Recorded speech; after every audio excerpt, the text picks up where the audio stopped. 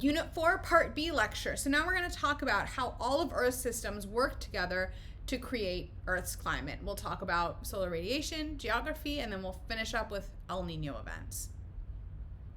Okay, so do you remember when I had that ball and I put the light on it and we could see that insolation changed depending on where you were on that globe? So think about insolation as solar radiation per area. We're getting the same amount of radiation, but because the area will change depending on your latitude, your insolation changes depending on your altitude. So whenever the amount of insolation, whenever your radiation has to move over a larger area towards your poles, you're going to have less insolation. You have the same amount of solar radiation being spread over more area.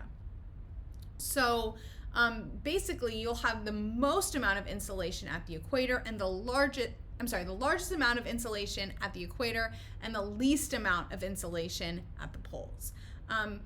Sun I was always putting, I think I said this already. So that's why you have greater primary productivity at the equator than at the poles, because you're getting more insolation at your equator.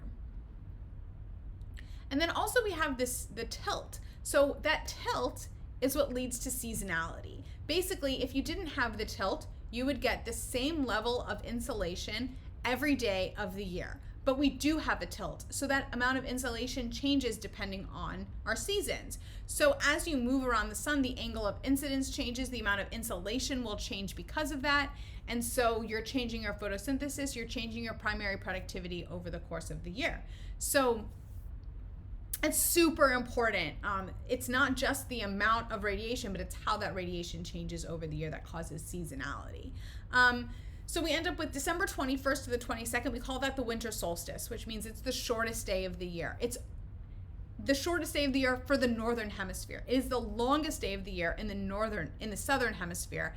And so we have these midnight sun and polar night, and it's going to be swapped for northern and southern hemisphere. So December 21st, the 22nd is the winter solstice for the northern hemisphere. We have polar night at the North Pole. But if you're in the southern hemisphere, it is going to be the longest day of the year, the summer solstice, and you're going to have midnight sun. In the northern hemisphere, that falls on June 20th to the 22nd, where you have you have the midnight sun in the northern hemisphere. So we talked about our convection cells and the Coriolis effect impacting air and atmospheric movement, and all of this atmospheric movement is going to impact climate. So the way we think about our climate is we're going to predict that we're going to have wet and warm climates around the equator, dry deserts at 30 degrees north and south, and then wet and cool again at 60 degrees north and south.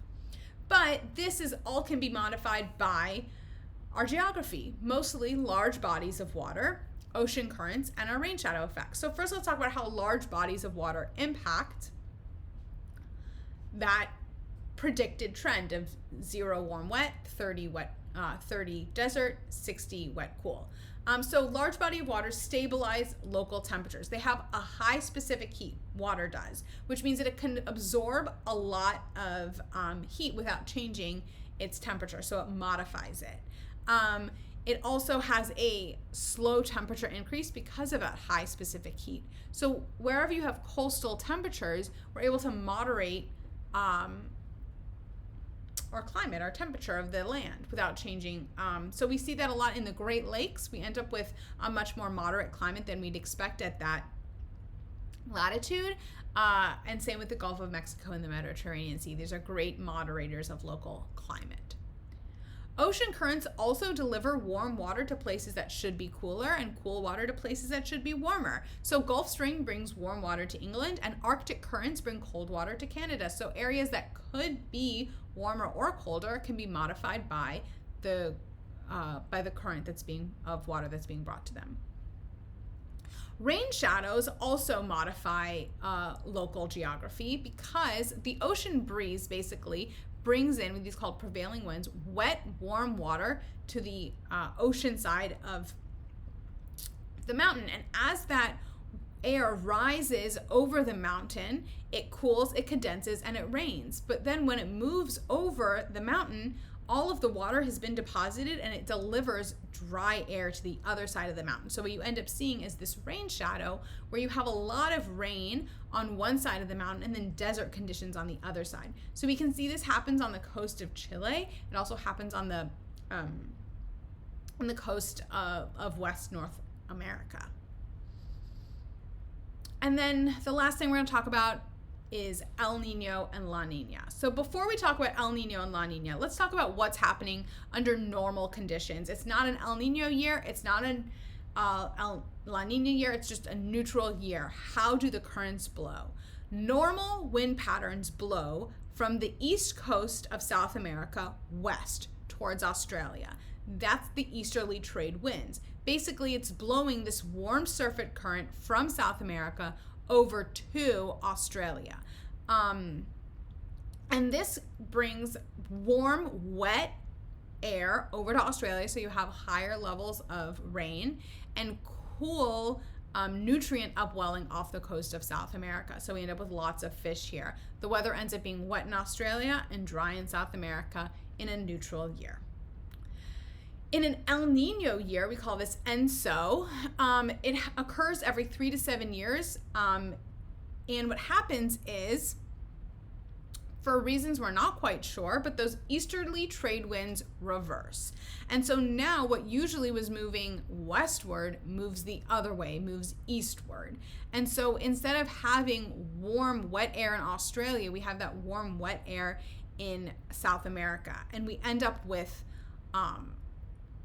a lot of droughts and fire in Australia and a lot of flooding in South America.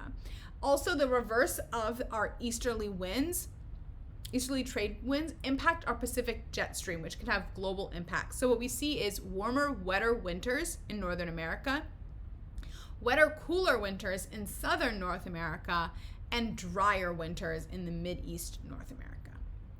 La Nina is the opposite of El Nino. So it's a more intense neutral. So if normally we have easterly trade winds, in La Nina we have stronger than normal easterly trade winds. So we end up with more wet, warm air in Australia. So you have a higher chance of flooding on Australia, and drier temperatures in South America. So greater chances of fires in South America. And this also impacts the Pacific jet stream, where you have colder winters in northern North America, drier winters in southern North America, and wetter overall in Mid-East North America.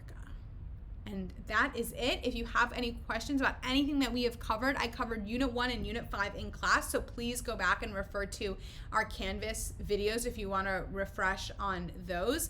I highly suggest following along on all of these lectures with the notes that I have provided for you in OneNote, and making sure then that you can compare that to your PowerPoint notes and everything is in there. You're going to do great.